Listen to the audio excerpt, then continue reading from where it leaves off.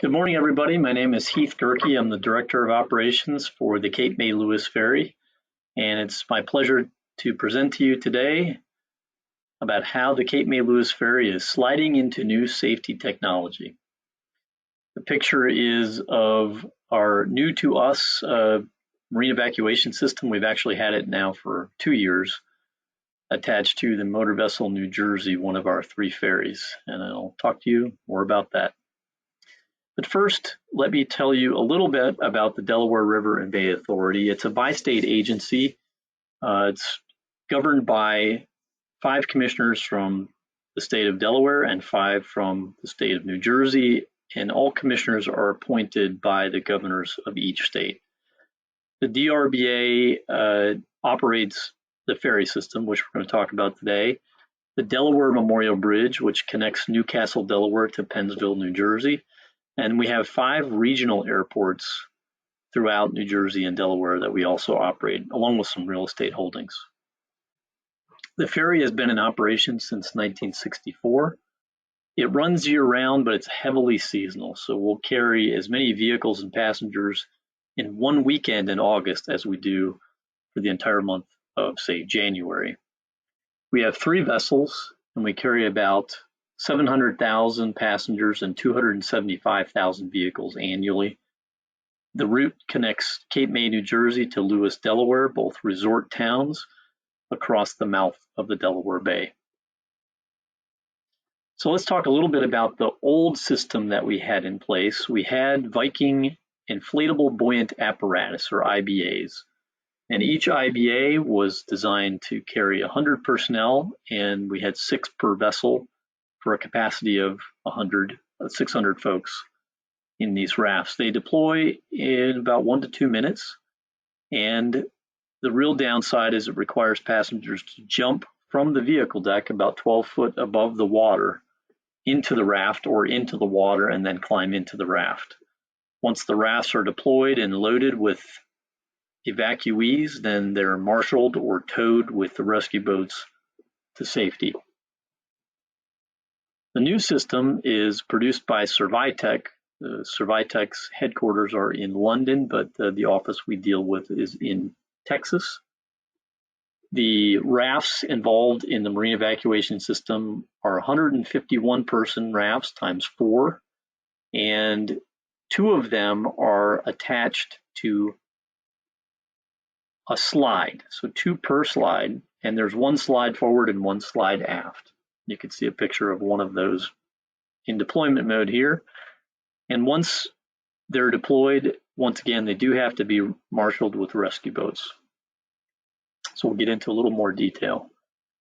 Before we do that, regulatory considerations and costs. So what does the Coast Guard require? It does not require a marine evacuation system per se, not of this type, not that has a slide attached. But if you do have it, it has to meet the same requirements as other systems, inflatable buoyant apparatus or life rafts.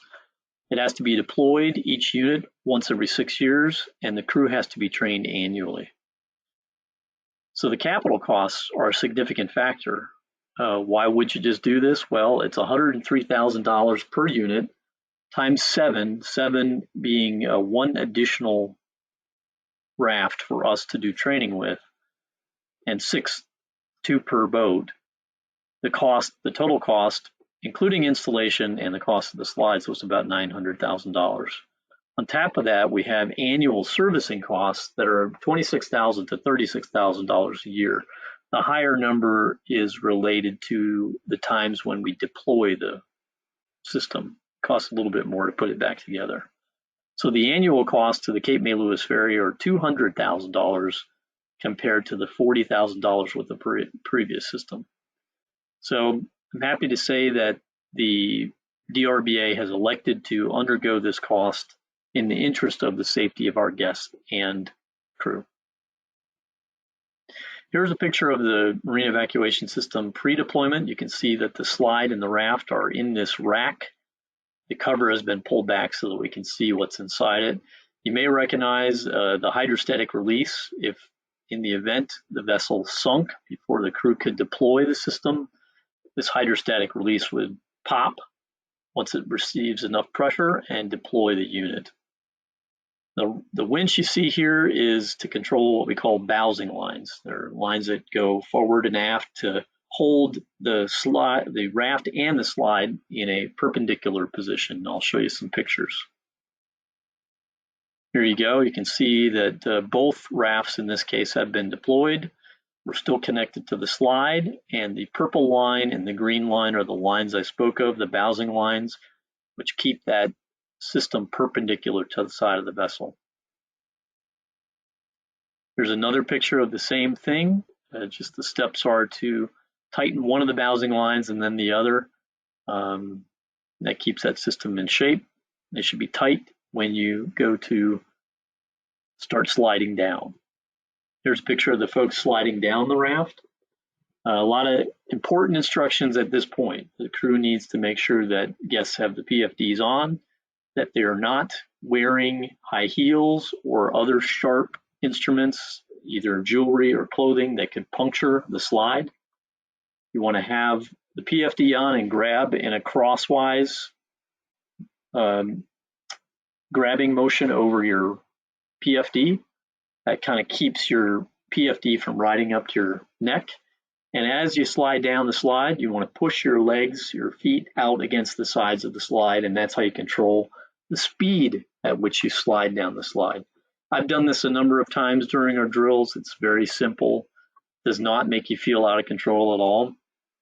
But some people have naturally a little bit more agita with these things than others. But I found it to be very simple and easy to give instructions to passengers about.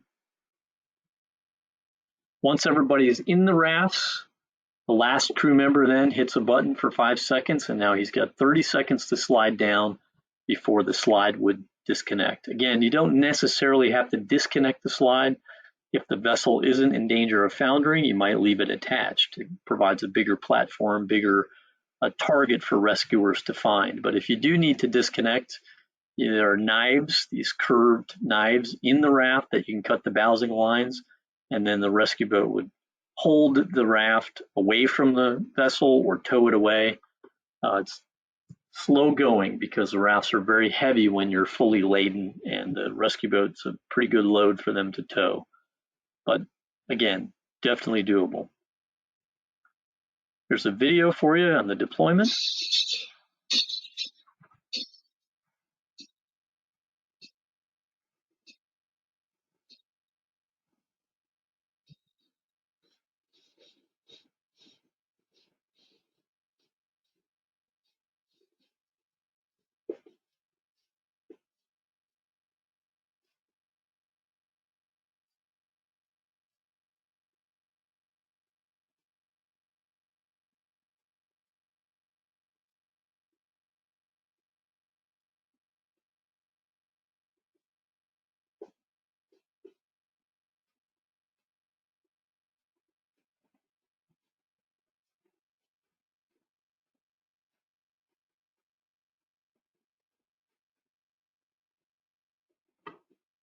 Okay, so you could see that they were grabbing on their PFDs, sliding side by side.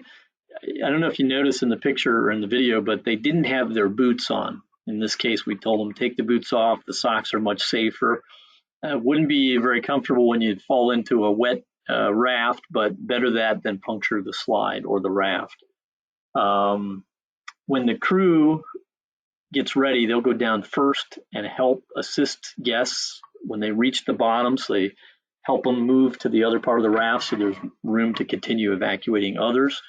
And if they need to, they'll deploy the second raft so that we can fit more guests. And that probably would be almost an automatic. There's no advantage to not deploying the second raft, but they do have to do that manually. That is the end of my presentation. I hope that you got enough information about our system out of this, and I'm happy to answer any questions.